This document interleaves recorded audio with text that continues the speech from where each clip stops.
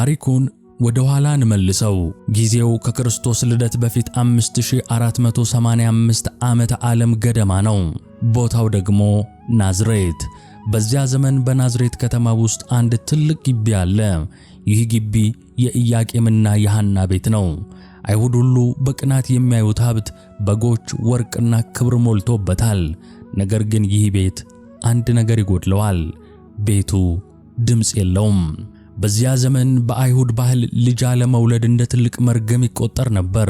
ልጅ የሌለው ሰው የእግዚአብሔር ጸጋና በረከት የተለየው ተብሎ ይጠራል።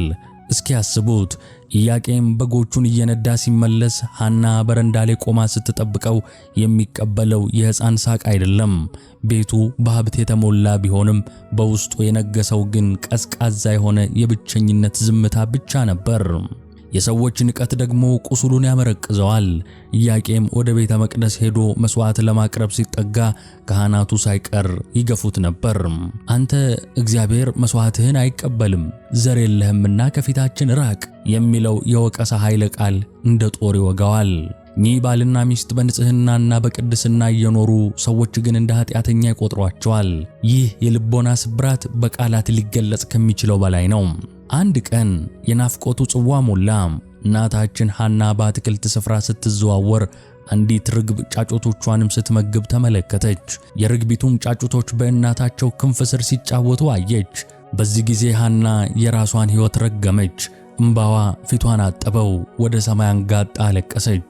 ጌታ ሆይ፣ ወፎች እንኳን ልጅ አላቸው፣ አራዊት እንኳን ዘር ይተካሉ፣ ምድር እንኳን ዘር ታበቅላለች። እኔ ግን ለምን እንደ ደረቅ መሬት እንደ ድንጋይ ማደረከኝ? ለምንስ እኔን ብቻ ዘጋኸኝ? ብላ ምርር ብላ አለቀሰች። በሌላ በኩል ኢያቄም የሰዎችን ስድብ መሸከም አቅቶት ወደ ተራራ ሸሸ። ለ40 ቀናት ያህል ሱባኤ ገባ። እህል አልበላም፣ ውሃ አልጠጣም። ልብሱ በእንባ እስኪርስ ድረስ አለቀሰ። በዚህ የጭንቀት ጥግ ላይ ሆነው ግን ሁለቱም አንድ ወሳኝ ስለትን ተሳሉ። ተስፋ አልቆረጡም። ይልቁንም እግዚአብሔርን በጽኑ ቃል ያዙት።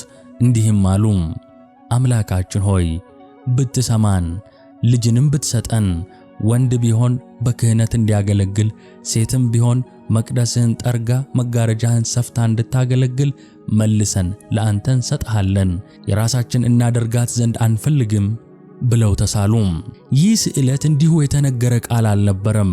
ይህ ከመከራ ጥልቀት ከናፍቆት እሳት ውስጥ የወጣ የልብ ጩኸት ነው። የሰው ልጅ ተስፋ የመቁረጥ የመጨረሻው ጥግ ለእግዚአብሔር ተአምር የመጀመሪያው እርምጃ ነበርና ሰማያት ይህንን የንጹሐንን እንባ ሰሙ። የናዝሬቱ ዝምታ ሊሰበር፣ የዘመናት እንባ ሊታበስ የቀናት ዕድሜ ብቻ ቀረው። ነሐሴ 7 ቀን።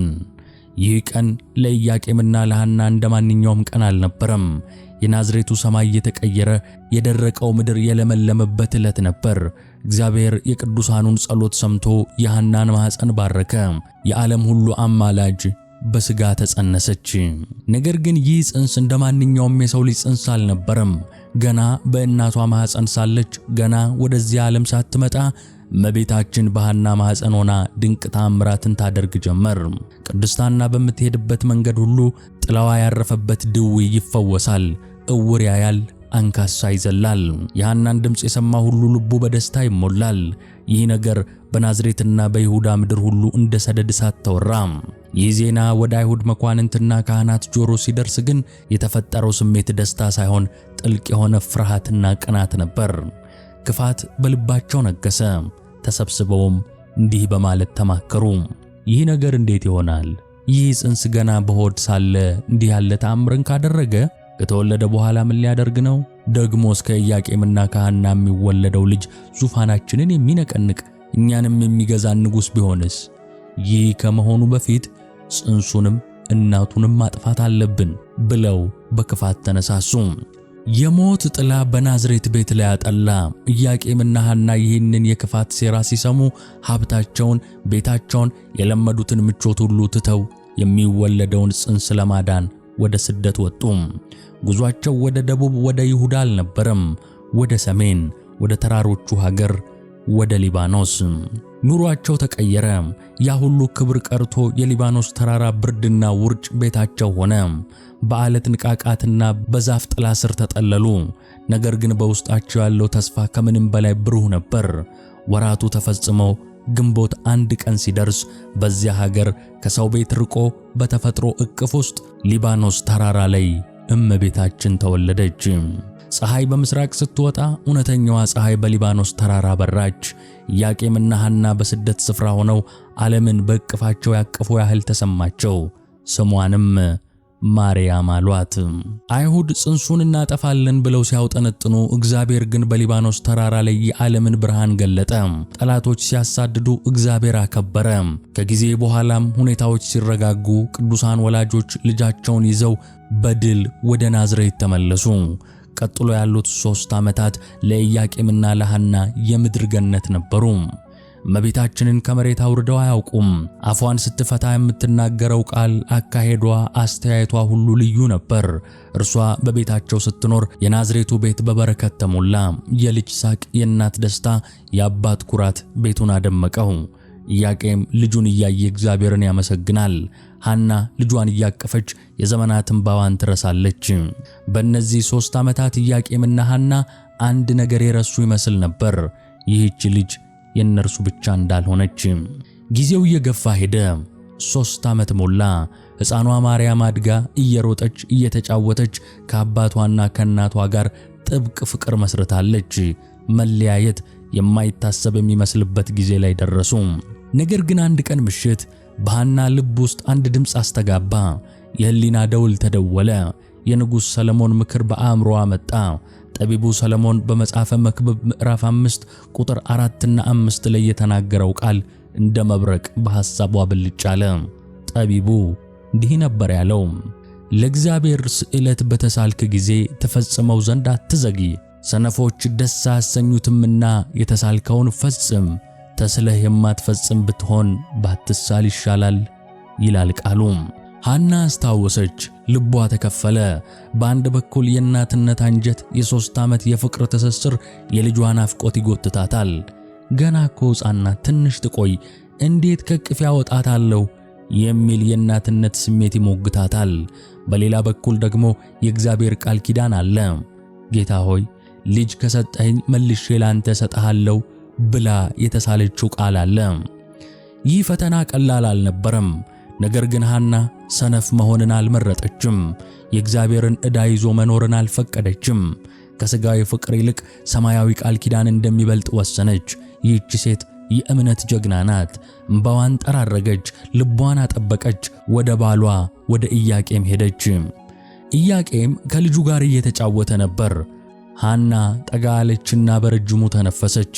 ወንድሜ ኢያቄም ሆይ አለችው፣ ድምጿ እየተንቀጠቀጠ ነገር ግን በቁርጠኝነት። ምን ሆነሽ ነው ሐና አለ ኢያቄም የፊቷን መለዋወጥ አስተውሎ። የጠቢቡን የሰለሞንን ቃል አስታወስኩ።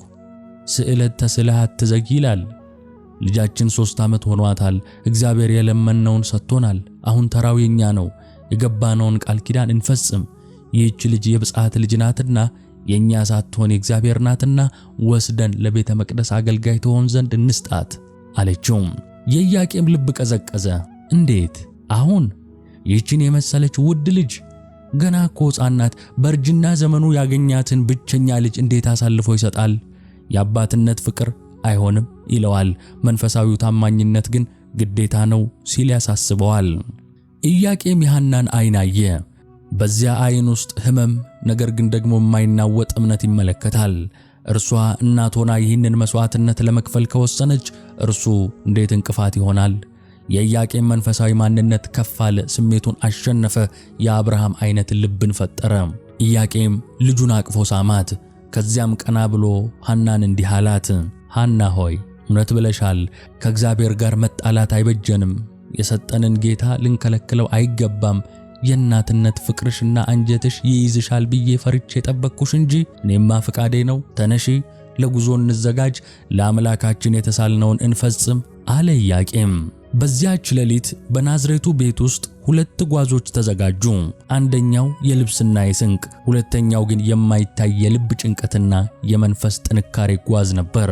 የናዝሬቱ ቤት ለ3 ዓመታት ያስተናገደውን ብርሃን ወደ ኢየሩሳሌም ሊሸኝ ተዘጋጀ። ነገ የጉዞ ቀን ነው። ሆድ ዘመድ ሳይወድ አፍ እህል ሳይለምድ የሚደረግ ቅዱስ ጉዞ።